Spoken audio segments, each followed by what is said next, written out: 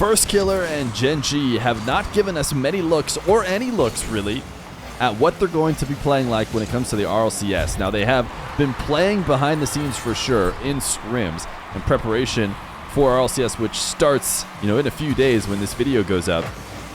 But apparently it was partly to keep the honeymoon period. They didn't want to work on other tournaments and maybe lose that special sauce. I don't know if that was really the case. I think I've heard that on some streams, but either way, our only insight into how these guys play with each other is going to be these couple ranked games that we're going to see right now. At least publicly, that's what we know. And let's see just how well Firstkiller pairs up with apparently Jack and Chronic. When it came down to making this team, I think we probably talked about this a little bit in the past, but I felt like this could easily be the best team in the region. Obviously, everyone else looking at G2 with Atomic, Beast Mode, and Daniel. The star power on that team, I would say, I guess it's a little bit greater, although I would argue that, apparently Jack is the kind of guy who would win NA MVPs at times. Chronic, is maybe that weak link there, but I feel like he is at that top level too. And of course, Firstkiller often winning North American's best player throughout his entire career. So it really feels like Gen G has that firepower as well. And maybe they have a bit more cohesion with the way their team is run, just considering that Beast Mode and Daniel have had a bit of a tough time getting the kind of success that people were expecting from them in 2v2. So we'll see. We'll see. It's hard to say. There's a lot of variables, a lot more than we even expected at first with the way the RLCS is running now, because, we were expecting just another fall split, another invited team getting to start, high in the ranks, but maybe one team's going to struggle through the open qualifier more than someone else will, and, get poor seeds and have to deal with a bit more adversity. It's really a big question mark. And that is one of the exciting things. Obviously, you're going to hear a ton of people talk about the negatives of the upcoming season and what we've lost, which is true, but it is something new, and it is something that will be fun to watch when it finally comes time. And I'll tell you what, we've been watching a couple twos replays coming before this. I think we watched Nupo with his new teammates in the previous video, and not a lot of passing was done in those games. They were mostly playing solo and trying to just follow up on each other, but it's an obvious difference between Firstkiller and apparently Jack, and you never know what these guys are trying to work on when they play. Let's see, in this game, they actually were not partied up. They get the Gen G Mobile One Racing clan tag on their scoreboard because the game recognizes that they're in the same clan, but they didn't party up to play the game. They just so happened to fall into each other's lobby, which means they're not likely in comms, and yet still, they seem very keen on working together and looking for infield passes for each other, maybe more so than you normally see in twos. Firstkiller wasn't going to be able to get a ton off that dribble, and he gets bumped off it anyways, but he knows this back corner spawning, so just takes a second and waits for that boost, and now he's got a chance to try and 1v2, and he does! I was going to say that shot was maybe a bit too far past the left post, but Firstkiller found a way to bring it back, and I should have known that he could do that. I have seen him do that 1,000 times in a 1v1, but apparently it doesn't really matter if there's an extra defender. Jack's actually chasing Buffy high on the back wall. I think it's one of those situations where he just happened to be there, and it makes sense to keep on fighting through it.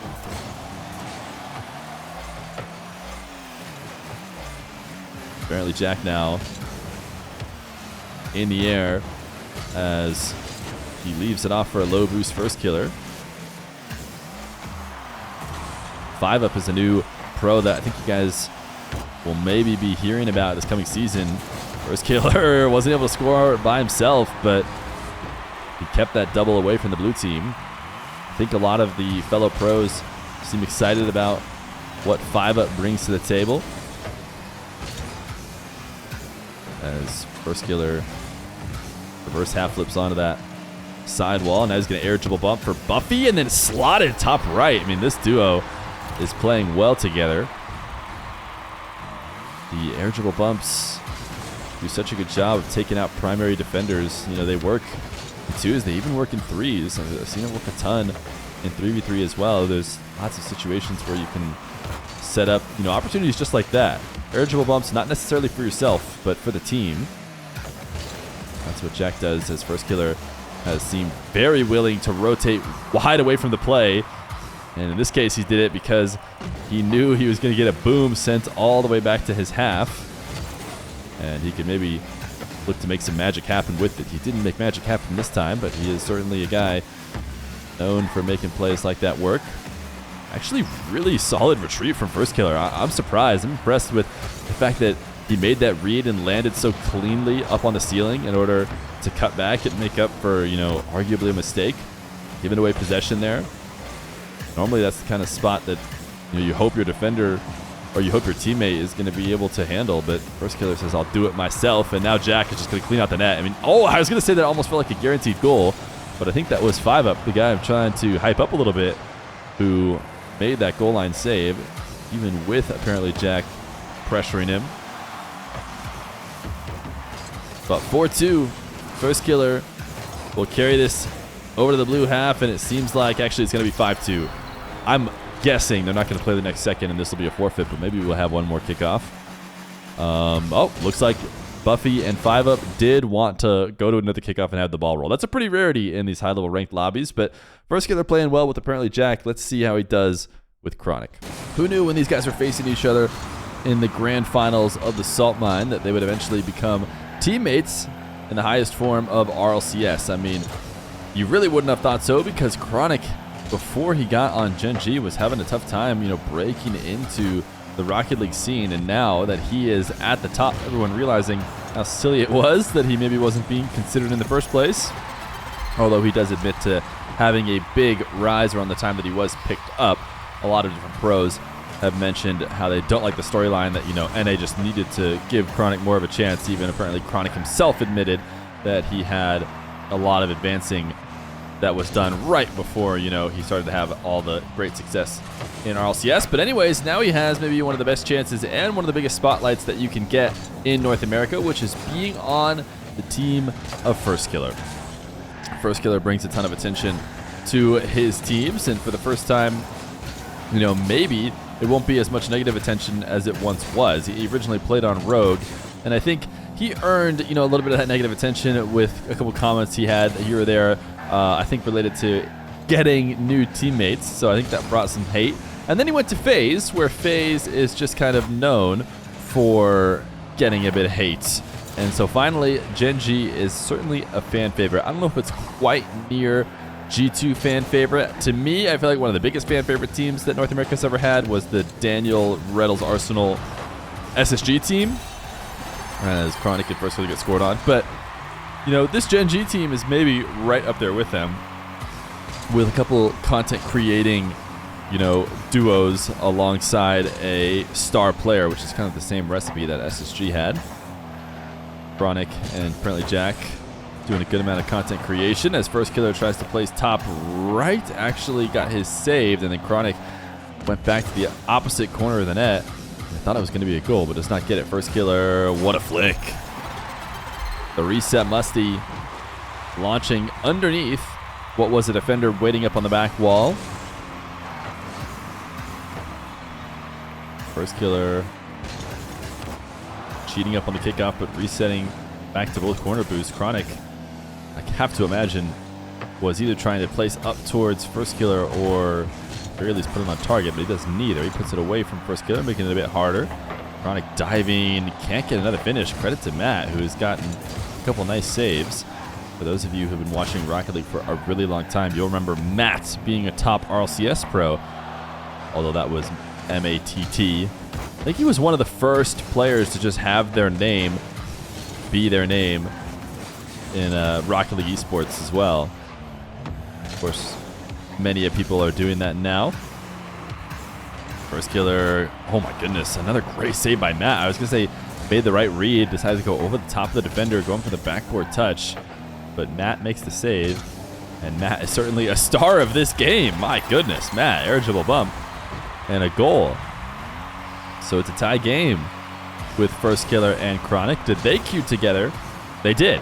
This time, it is not the case of a couple of people just happening to find each other like it seemed like it was for Firstkiller and Jack. So is there a chance, nice reset shot for Firstkiller, that Chronic and Firstkiller are in comms? There is, but I'd actually still bet that they're not. I don't think a lot of players are getting into comms to grind their 2v2 matches. For the most part, I think all of 2v2 is played offline.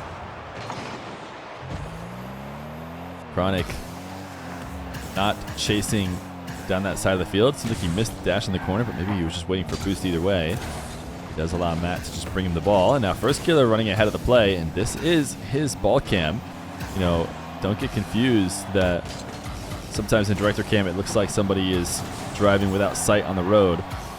You know, we would see him if he did take off ball cam. He decided to keep it on while chasing ahead of the play. I don't know if he was looking for demos or what. He was just hoping to maybe watch the ball while still chasing for demos. Seems like a tough thing to do, but something that maybe a guy like Firstkiller can get away with. Chronic little fake. And his flick is controlled. Brought down to Matt. That seems to be a good idea in this lobby. Matt seems to be able to make anything happen. As Chronic and Firstkiller seem like they're maybe trying to set up a team pinch, but didn't work out that way. Stays in the defensive corner. Firstkiller with a clean opportunity. Sees the pre-jump from Matt. And my goodness, Matt does it again. You know, Firstkiller tried to delay, go down to the ground, and then back up over the top of what he was expecting to be a Matt who would be, you know, panic recovering down. But yeah, Matt found himself in the perfect position still. And so he will keep Chronic and Firstkiller at 3-2. Firstkiller again upfield, keeping ball cam on. Went for a ridiculous angle off the ceiling. Didn't find it. Now Chronic going to go to the ceiling for a reset. 2 defenders up, but Matt is the GOAT. He's actually so good at the game. Firstkiller did not expect him to be able to get another touch, and he's able to double it past a diving Firstkiller. And now it's a tie game with 20 seconds. A little kickoff chip heads to the net without Matt there, which makes it feel like maybe there is a chance. Now Matt eligible. Does not connect. Are we going to see overtime, or are Firstkiller and Chronic going to find a way to do it in regulation? They are not. It is going to be overtime as Firstkiller teams up with his new Gen G squad member. Chronic is going to go infield. It seems like he was maybe trying to set up a wall to air dribble, but either way, Firstkiller is going to cut it off. He's going to turn it into a long shot. Matt, so solid in the blue half, able to get that dunk to push the ball back onto offense for him. Chronic, past the best defender in the entire league, has the reset and gets the fake. Yo, once you got it past Matt, it was guaranteed. What kind of, you know, an 858 score performance here in a loss. Firstkiller 1,087, Chronic only 287, 9 shots. I mean, man, a great performance. Firstkiller actually had 7 saves, so Matt even only had a fraction of his. I expect a lot. We wanted to see how Firstkiller played with his teammates. Seems like they played well, and you know, a little bit more team focus than we've even seen in some other 2v2 games. So I've got high hopes for the Gen G squad going into the RLCS starting in a couple days.